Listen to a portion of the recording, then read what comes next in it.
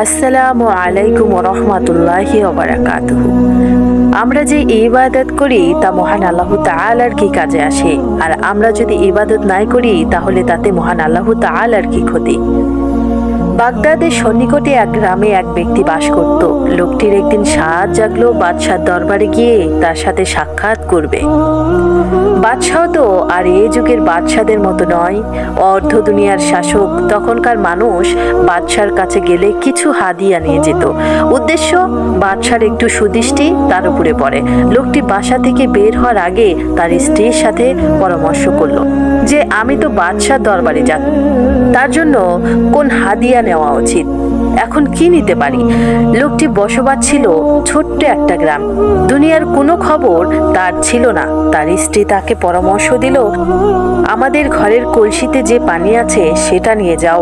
রাজ দরবারের লোকজন এমন স্বচ্ছ শীতল ও বিশুদ্ধ পানি পাবে কোথায়। লোকটিও তার স্ত্রীর কথাকে যৌগিক মনে করলো, পানি নিয়ে রাজ দরবারে রওনা দিল। তখন তো আর উড়োজাহাজের যুগ ছিল না। লোকটি পায়ে হেঁটে কলসি মাথায় নিয়ে রওনা হলো। দীর্ঘ পথ পাড়ি দিতে কলসির উপর ধুলা বালি ও ভিতরের পানি ময়লা ও দুর্গন্ধযুক্ত হয়ে গেল। বেচারা গ্রাম্য লোক এসব খেয়াল না করেই রাজ দরবারে উপস্থিত হয়ে খলিফার সামনে কলসি পেশ করলো।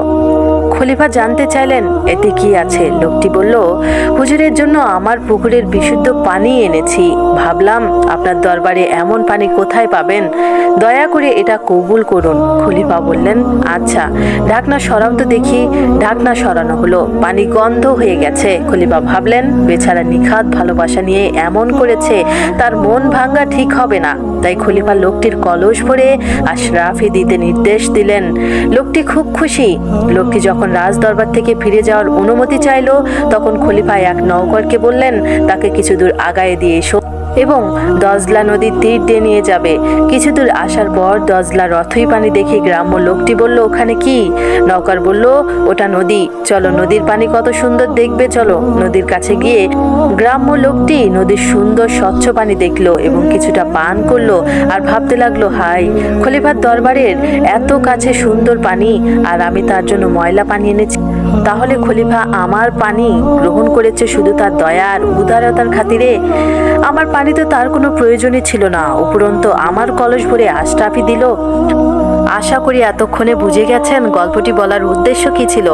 আমাদের ইবাদত তেমন যা মহান আল্লাহ তাআলার কোনো কাজে আসে না।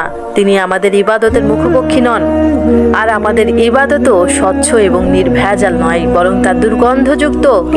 কিন্তু শুধু মহান আল্লাহর প্রতি ভালোবাসার কারণে হয় বলে আল্লাহ আপন দয়ায় তার বদলা নেন।